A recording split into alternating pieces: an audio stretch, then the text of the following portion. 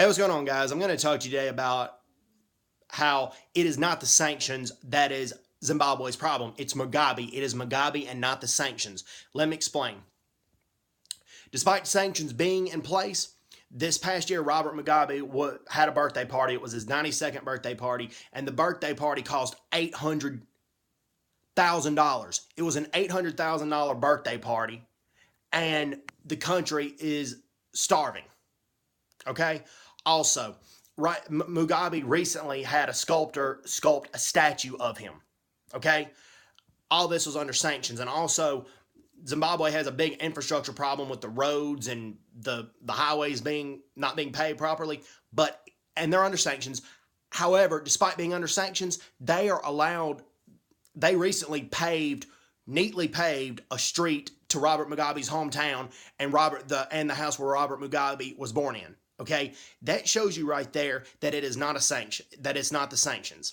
And just today or yesterday, depending on when it was reported in the news, but recently, 6 anti-Mugabe protesters have been kidnapped, abducted, and beaten, and this was ahead of a massive anti-Mugabe demonstration that's set to take place in Zimbabwe.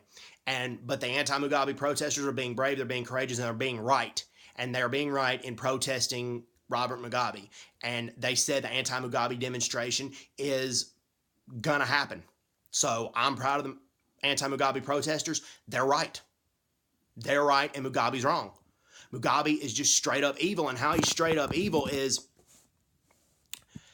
he basically formed the ZANU-pf into one party. There was the ZANU-pf and the ZAPU when Zimbabwe first started, and in 1983 he used his own thugs. Many of his thugs were trained by North Korea, particularly the 5th Brigade, and the 5th Brigade was distinctive that they wore red berets and distinguished themselves, and they went and terrorized a bunch of villages that didn't vote for Mugabe or were politically apathetic, and they bullied these villages into voting for Mugabe. And what they would do is they would kill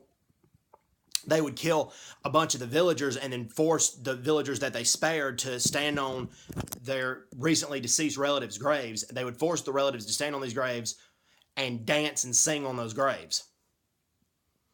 And it was a lot of pro-Mugabe chants that the villagers didn't know. And that's how brutal of a regime the Mugabe regime is. It's sick.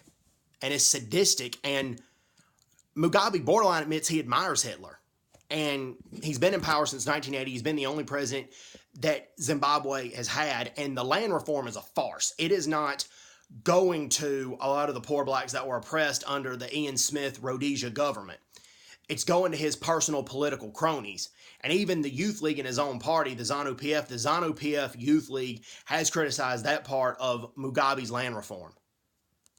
So it's not the sanctions. It's Robert Mugabe's cruelty, his heartlessness, his thug lifestyle, his heartless lifestyle. And then he's always in the Catholic Church praying and saying that his protesters are godless and that they worship the West, that they don't worship God,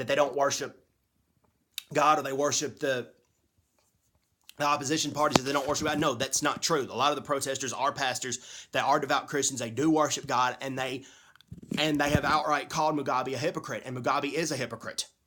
How he lives his life and how he treats his people is not how Christ would do so. So anyways, hope everyone's doing well. Take care. God bless, and bye-bye. Bye-bye.